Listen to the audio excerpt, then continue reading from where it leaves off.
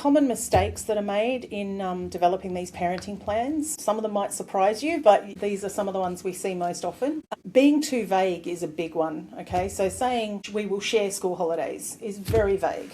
How much of the school holidays? How are you going to pick up and drop off? What time of day? What days of the week, etc.? It needs to be very specific. Communicate regularly. Well, that doesn't set clear expectations, okay? So are we talking about communication with the child when the child's with the other parent, or are we talking about communication between the parties and what is acceptable communication and what's not? So yeah, not being too vague, that's an important one. Another one is when parents tend to try to design a plan around their own convenience instead of the children's needs. The plans should absolutely centre around the children's best interests. There's an important note to make there. When you come to a mediation, you need to be coming with a reasonable proposal.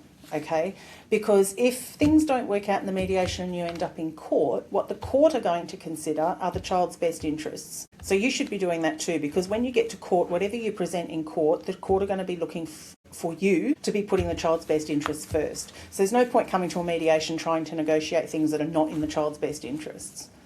Another common mistake is not planning for change. Kids grow, your work schedule changes, life happens. You need to build in flexibility where appropriate. So as an example, you might have a clause in there that says that your child will be collected by the father from school on a Friday afternoon at 3:10.